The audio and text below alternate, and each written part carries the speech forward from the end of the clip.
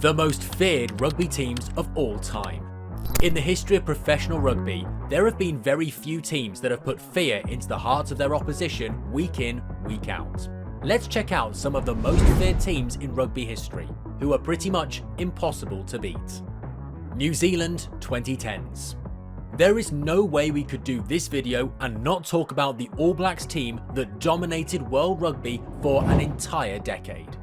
Heading into the 2010s, New Zealand were coming off the back of losing the Tri-Nations, thanks to 3 losses in a row against South Africa in 2009. They made up for this with 2 Tri-Nation wins in a row, and the team had plenty of pressure on their shoulders going into the 2011 Rugby World Cup, hosted in their home country. The All Blacks bulldozed through the competition, beating France 8-7 in the final to win their 2nd title. 4 years later, New Zealand were under even more pressure. They were ranked as the #1 team in the world for the entirety of the 2010s, heading to England looking to defend their title. Well, once again, the All Blacks were the best team in the competition in 2015 and became the first back-to-back World Cup champions. The All Blacks team of the 2010s were led by the best captain in rugby history in Richie McCaw, the best fly half in rugby history in Dan Carter, and were easily one of the scariest teams in the sport's history. Their forward pack was physical and tough, being able to dominate every single team in the world. Being able to keep the same group of players together for so long helped make New Zealand a near unstoppable force. Their backs featured one of the most feared players in rugby history, Ma'a Nonu. If you want to know just how stacked this team really was, rugby superstars Beauden Barrett, Sonny Bill Williams and Sam Cane were all stuck on the bench during this time. I don't know if we'll ever see a team as dominant as New Zealand were in the 2010s. England, early 2000s. Everyone knows that England became the only Northern Hemisphere team to win the Rugby World Cup, thanks to a last-second drop goal from Johnny Wilkinson to defeat Australia. But that can often overshadow just how dominant the England team of the early 2000s really was. England became the first ever winner of the Six Nations Championship in the year 2000, following that up next year by tying a series in South Africa, which included a historic 27-22 win. England lost just 1 game in all of 2001, a year that included emphatic victories over Wales, Scotland, France, Australia and South Africa. What many fans also forget is that headed into the tournament, England could not have been in much better form. They started the year with a Grand Slam win, and in preparation for the Rugby World Cup, travelled to the Southern Hemisphere and beat Australia and New Zealand away from home. The 2003 team became the first England team to beat the All Blacks on New Zealand soil in 30 years, showing their sheer dominance. England would of course go on to win the Rugby World Cup, comfortably beating South Africa and Samoa in the group stage.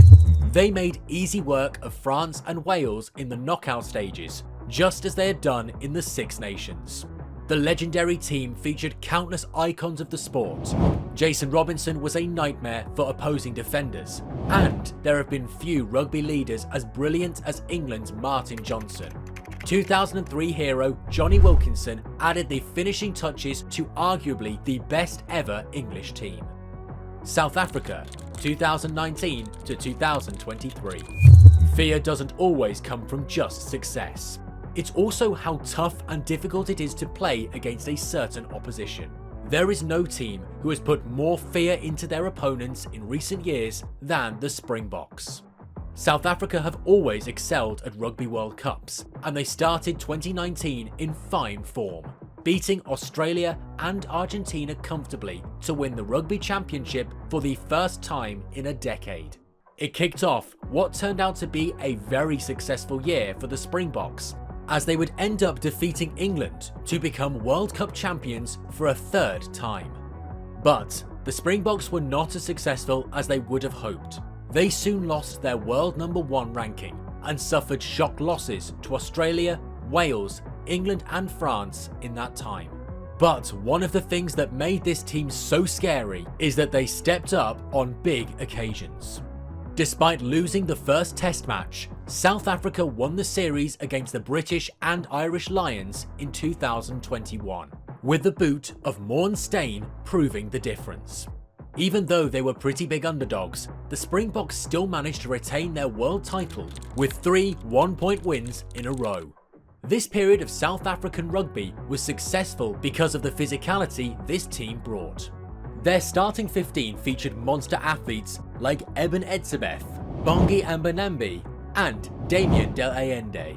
Their success is also partly down to the bomb squad they were able to bring off the bench that often gave them a huge physical advantage. If that wasn't fearsome enough, when defence tired out, South Africa could launch Chelson Kobe and Makazole Mapimpi into those gaps, just as they did in the 2019 Rugby World Cup final. In the biggest moments, when everything was on the line, there was no team in the world who could stop the Springboks. 1971 to 1974 British and Irish Lions. Touring the Southern Hemisphere is an incredibly difficult task, particularly for the British and Irish Lions. The Lions have lost more test series than they've won, and despite touring New Zealand 12 times, they have only won a tour once. Well, that tour was the famous 1971 tour, when the Lions played over 25 games across a grueling 3-month stay in Australia and New Zealand. The tour could not have started out worse, with the Lions kicking it off by losing to Queensland in Brisbane. They would go on to lose only one more time for the entire tour, winning every game except for the second test match against New Zealand. A draw in the 4th test against the All Blacks secured the Lions a historic test series victory. It was a team built mainly on the incredibly strong Welsh side of the 1970s, featuring legends like Barry John, John Dawes and JPR Williams. It was Williams who scored the ever-important drop goal to tie the game in the final test match and secured the series win for the Lions. Plenty of Lions sides have tried to beat the All Blacks in a series since, but none have succeeded. The British and Irish Lions beat South Africa 3 years later, winning all 3 test matches and going undefeated for the entire series. This team would quickly become known as the Invincibles, and both of these teams are some of the most feared in test match history. It shows just how incredible this squad was. They are also the only British and Irish Lions team to win 2 test series in a row in over 100 years. New Zealand, 1987 to 1990. With New Zealand's uber-successful history, they had to feature twice on this list. The real reason why New Zealand heavily supported the creation of the Rugby World Cup was because they understood how scary and dominant their team really was. New Zealand lost to France in their final game of 1986, but would go on to the rest of the 1980s without losing a single game. That, of course, featured their run to the 1987 Rugby World Cup final, where the All Blacks embarrassed an exhausted French team to win their first title. Throughout this time, the All Blacks would go to an incredible 23 games without a loss, and this still stands as the record today. It broke the previous record set by New Zealand in the 1960s. They were simply more prepared than everyone else, and were the first team to feature elite athletes on the rugby pitch. This squad featured World Rugby Hall of Famers Grant Fox, Sean Fitzpatrick, John Kirwan, and captain David Kirk. The All Blacks were a force to be reckoned with, and New Zealand struck fear into their opposition every time they performed the haka. Their mesmerising style of play, centred around physicality, made it near on impossible to stop the All Blacks. So, those were the most feared teams in rugby history. Do you think we missed any teams? If so, put your thoughts in the comment section below. If you enjoyed this video, hit the like button and subscribe. Thank you for watching, and we'll see you next time.